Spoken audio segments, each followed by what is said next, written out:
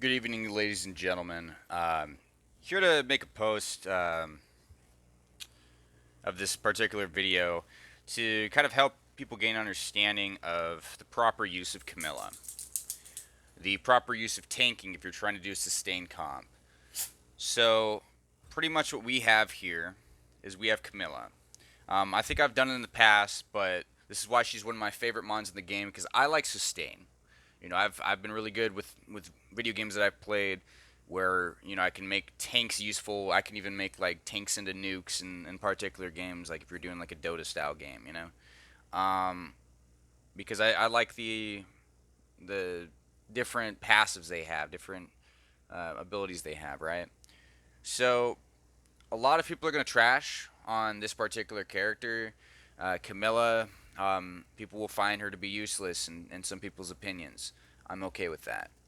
But I do want to kind of spread the word of why I like Camilla, why I put particular mons together for my main team that I'm using right now, and that's helped me score 4,500 points without even being too active with the game. Mind you, I've been fairly active actually, but not as active as some of these higher score individuals. But I've been able to quickly progress up the ranks with this particular setup. So pretty much her first aid passive, if the enemy's going to crit, they're only going to do 80% of their damage. All right. Um, to whatever line that Camilla is in. If she's frontline, the frontline allies are going to take only that 80%. If she's backline, only the backline allies are going to take that 8%, right? And then what's going to happen is whatever damage that those allies have taken, they're going to heal back 10% of their health. So realistically, if the enemy's only dealing, let's say, 20% of their full damage, and let's say that damage is 20% or less than 20% of your Mon's health, what's going to happen is that passive is going to make it that they don't really take damage. Like they'll take like that 10% of damage, right? Or what's going to happen is, let's say they take only 10% of their health on that crit, right? What's going to happen is they're going to heal that 10% back, and it's just going to be like an endless um, immunity to damage practically. The only thing that's going to hit them is basic attacks at that point, if you have them tanky enough. So that's why Ramagos, I like using Ramagos with Camilla in frontline because Ramagos is really good at just tanking damage. If I have him really high on health, he's gonna take a really low amount of damage if enemies critting because, mind you, he's just constantly um, taking this low percentage of his health because I have him at, let's say, um, about like 8,000 health for the most part. And he's actually due to level up pretty soon here. And he's not got the highest level of runes, but the main slot I focus on is the health slot. That's my favorite slot for him. So yeah, for him I only need 10 more cards to be level 13. So I've been grinding for that. So that's the only card that I ever request. If you're doing a sustain comp, the only card that you should be requesting from your alliance right now is the card that you're tanking with if you're doing a sustain. The reason being is you want that mon to just tank the entire game so that whatever AoEs they're doing, or whatever single targets they're doing, that mon can just keep themselves alive. You get the other allies to support them. Like if you're doing a sustain comps, you're gonna need heals. You're gonna need heals. That's point blank. Period. Um, but yeah, my Ramagos, I love him being high level. He's the highest level card on my deck because I've invested the time and efforts into him, and it takes forever. It will take a lot of donations for you to finally go up to that level because you can only request 2 green cards at a time. So I tell you, the amount of green cards that I've requested of Ramagos is insane. Mind you, That's like 2 green cards um, per day, and you got 7 days in a week. You could request up to 14 of those in a week. So like a lot of the Ramagos that I've gotten, I've actually gotten just from my glory boxes. So make sure you're actively doing your dual mode and you're getting your glory boxes. You can also do your challenge modes. You can get the rewards there for arena, barrier, battle. Um, so going back to this, what I like to use presently is I like to use Reflect Shield. Pretty much what it's going to do is they cannot strip it. They cannot steal it. This is just one of those buffs that just is perfect for just tanking, right? Um, that's what I'll do. Is if they end up killing my Ramagos, their frontline target's dead, whatever it is. It ends up getting a huge amount of damage. And mind you, if you look back, you may have already. That's 3,220 uh, health that it can add onto your character. So let's say my Ramagos got dropped from that 8,000 health and got dropped down to 2,000. So now he's gonna have that 5,000 plus, right? So it's really helpful. Mind you, everybody's gonna have their own level of their cards, but that's just my particular level right now, having a level 9 of that. What I like too is when they try to hit me with those crowd control or dot comps, I can counter it using transfer spell. They'll probably have one of their own in their bag, but nonetheless, I got a couple AoEs in there. Perna, Camilla. And then, we got that grants invincibility, immunity to all allies from divine protection.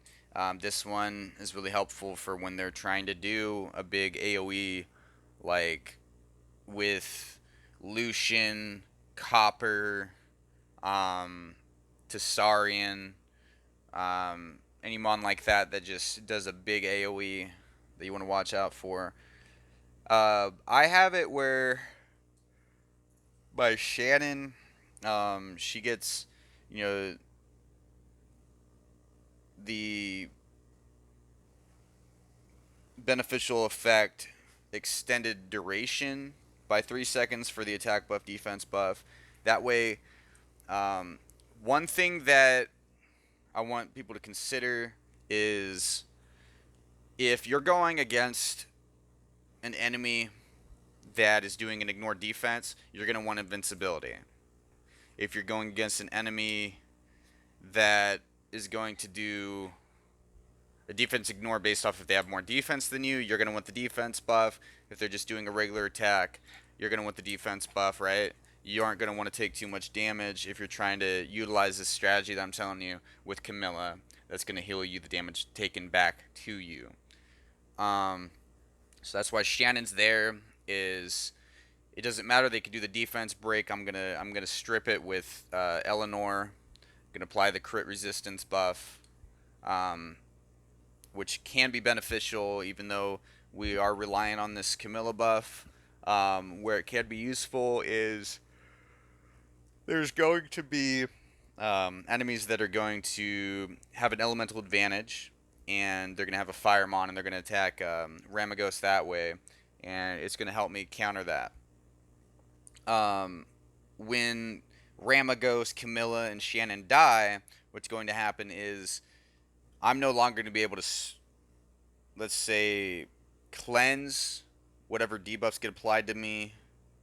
I'm not going to be able to heal anymore with Eleanor, but she's going to be able to apply a reflect damage buff, and she can still do the crit resistance buff when she does her skill, right? And we'll go back so I can show you, because she has different forms here.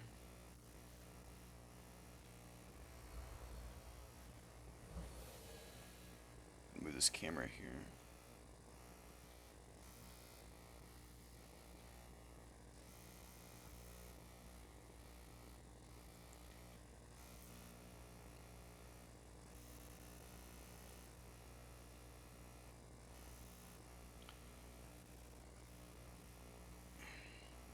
Alright. So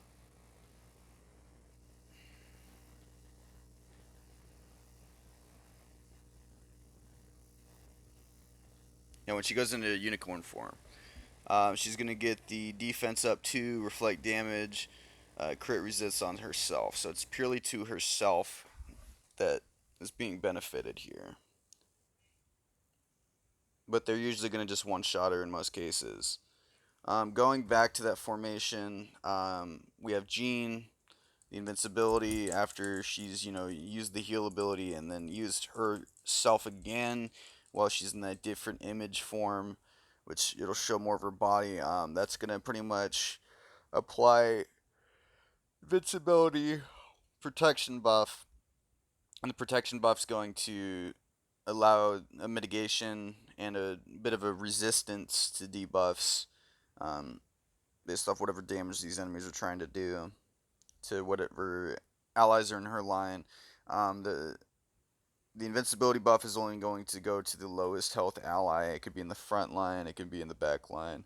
Whoever's lowest is going to be applied that invincibility buff.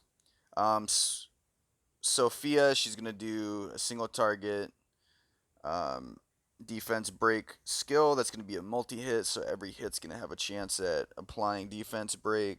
So she's very useful with that. Then we have Soha here, which is going to throw an orb at the enemy, strip them, steal whatever buffs that they have, give it to all allies, and it's going to heal allies proportion to the damage dealt. So you do want some damage on her. Perna, I have on Swift. Reason being is I want Perna to be able to have a lower cost because I don't have the skill stone that lowers the cost, and even then I'd probably still lower my cost anyway.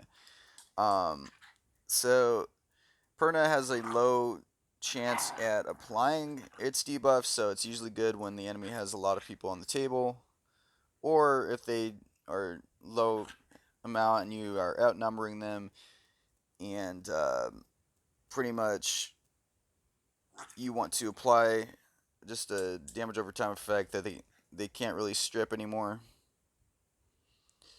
They could transfer it to you, but they can't really strip. Well, cleanse. I mean, that's what I meant to say. Is cleanse, not strip. So Perna, if Perna dies, it doesn't say it here, but if I go back to Perna, they can heal allies as well as what Colleen was doing earlier. So if you think about it, this passive here, whenever it's on your hand, recovers the health of allies in your line by 10% and rises from the ashes at the moment of death with 50% health. Um, the cooldown time exists. So, every time they use her and she comes back, Perna's just going to, heal and heal and heal. By this little tiny amount, it's hardly even going to be visible. The enemy's going to deal far more damage than you're going to be seeing applied by Perna.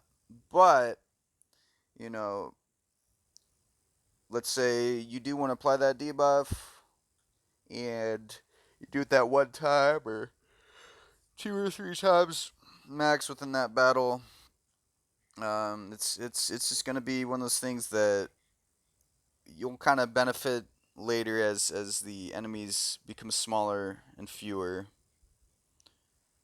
Because you're healing more than they are, right? But it's only mainly useful that passive if they have lesser mons than you do. Because the more they have, their basic attacks can do a lot of damage. So let's go into a video here of a particular attack that I did earlier that shows the golden situation with my Ramagos. Don't mind the awkward pauses. It's just my dog plays with me while I I record. She's chewing my hand.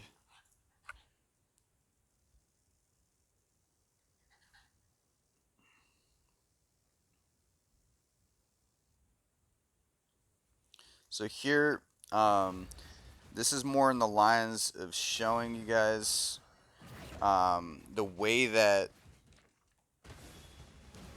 this Camilla passive works. Because you see that first aid passive? I just healed whatever damage was taken. Whenever you see the Camilla passive activate, that's how you know the enemy has critically hit you.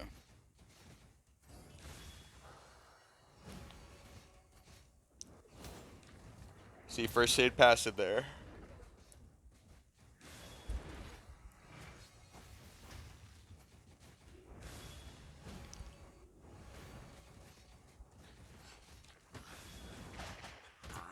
First aid passive there. Just healed my Ramagos. See how he's constantly tanking right now? He's pretty much wasted all of their single target nukes on that one character.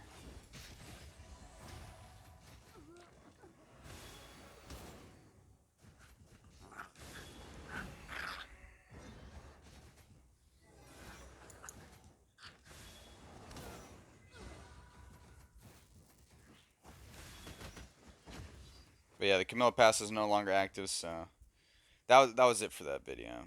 But as you saw, Ramagos, he'd have that little bit of health left, and you'd seem like he was gonna like die, and then he'd go right back up because they critically hit him.